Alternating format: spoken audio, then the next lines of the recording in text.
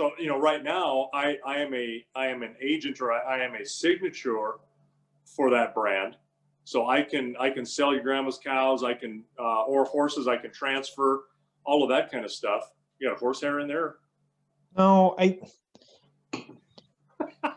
I hate Knob Creek so much for so many reasons. Oh, really? Yes. Okay. Let's break this monkey down for a second. This is 100 proof. This is actually the first knob. I've had 2 Knob Creeks, so take it with a grain of salt. The other one I did not like. This one I enjoy. It's actually decent. It's 100 proof. It's number 9. Yeah, 9 aged barrels, or nine years aged. So here you go, 100 proof. So it's right at 50%.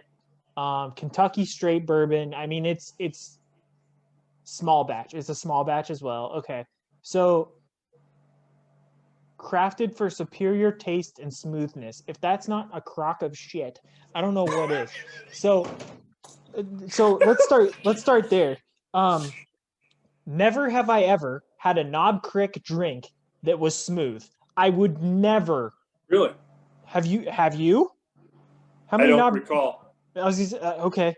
I've had the I think you and I went to the Maker's Mark Distillery. Yeah.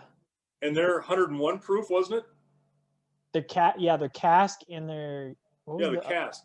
The cask was cask strength, I think, was 101 proof.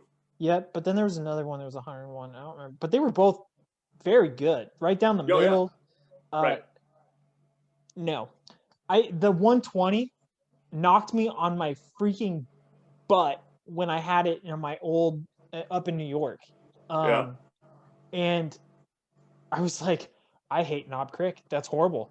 I realized later, okay, it's 120. Take it for granted. You're not used to drinking 60, because a lot of the stuff I have is 40, 45. Right, better taste. And that's why I've got that. I don't go for the heavy hitters because you start losing flavor. Yeah. So I went on I took it for a chance, and I was like, I'll try Knob Creek 100. I will buy this again, no problem. Don't have an issue with it. But when you say it's crafted for superior taste and smoothness, okay, it's good taste. Yeah, I'm never going to ever, from the 2 experiences I've had from these 2 different bottles, I've never said smooth for Knob Creek. Never. Not even. It's not a question. Well, maybe you just have a little delicate palate. Well, maybe I do, but it's 100 proof. That's pretty strong. Yeah, it is. But like when I go drink some of my other 100 proofs, they don't drink this hot. This really? Drinks like I'm drinking 120. And I'm telling you right now, that 120 I had, based off memory, I should put it next to this and try it. But that 120 I tried before, oh my God, that was like drinking a 140. I was like, holy crap. It hits you. It's just in your face alcohol. You're starting to get into Everclear type range then. Yeah, it's not like it, but it's the same effect, right? And it's like this stuff is like the thing I would put in a flask and I'd have in my boot and be like, hey, you want to get ripped tonight? Like that's kind of that's how I see Knob Creek. I should try more stuff that they've got to give them a good shake. But your Knob Creek distillery is really close to you, isn't it? I think so. This says Claremont, Kentucky, and I'll have to look. Because when I was down there with you, there was a lot of stuff that was like Knob Creek. There's a Knob Creek gun range nearby, which is funny. Yeah, I assumed it was fairly close to where you're at, right, Fort Knox. Yeah, But you know what? Kentucky's not that big a state. No, that's the thing too. People think, oh, New York's big state, Kentucky's a big state, and New York actually, for understanding it now, New York is significantly bigger than I ever realized. Well, it's long from top to bottom. Sort of, yeah. Here's what makes it the pain in the ass. You got to go around the lakes. Right. If you didn't have to go around the lakes, it wouldn't be such a big deal. Yeah, that's true. Good point. But yeah, other than that, because I mean, Syracuse to Buffalo, that's essentially, I would say,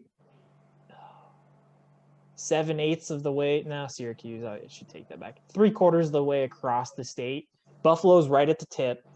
Syracuse about 3/4, and that's 4 hours. That's not bad. Right. Yeah, 4 hours. I can drive like hell and get to Missoula, and that's only half of the state Right. at best. Yeah, and here I'm just gonna look up Claremont, Kentucky, because that's what it says this is at. Oh, it says this must be Jim Beam owned, because that says no way. Oh, this Do I is right sense out. disappointment? No, this is excitement. This is only 30 minutes outside my door. Okay, I thought it was close. Well, I Going assumed it was close because all the stuff I saw was named Knob something down there. yeah, Knob so Creek. I'm gonna have to go check that out because it's 30 minutes on the way up to the airport. It's on the way there. To Louisville, huh? Mm-hmm. Huh. But yeah. Oh, and that's the other thing. So smooth, no. Here's why I was looking at Well, my maybe dreams. your palate is just not sophisticated. It's probably not. I'm not saying it is. I'm just saying that's how I feel about it. But the thing about Knob Creek, and it's not just me, it's other people too. Like actual reviewers hate Knob Creek for this. It's the wax seal. Have you ever opened a Knob Creek bottle for the first time? I can't recall. I've opened a lot of whiskey in my life. Some of them I don't remember. I hate opening Knob Creek bottles. I've opened 2. And no, what's the deal? Why? So are they just covered with wax? Yeah. So what they've tried to do is, if I were a betting man, I would say they probably tried to copy Makers. In a sense. Right. But they don't do the drip, the classic drip. So they've done a solid. When you get the bottle, it's a solid wax cap, right? Okay. All the way over. And then there's a tab that comes off. Okay. You have to pull that tab and go all the way around. That breaks the wax, the top comes off, and then you get what you got here. Problem is, that tab doesn't always stick with you. Sometimes it'll break when you go to pull. And guess who's got to pull out a knife and start cutting? You do. And then on top of that, even when you do get a good tab, thankfully I've had a good tab both tries, you'll see here that seal doesn't go well all the way around. And when you pour, and I always try to find where it's been down the deepest. So, okay, my whiskey's going to come out. It's not going to hit that. Why don't you just take it off? You could, but I probably quit your whining about it.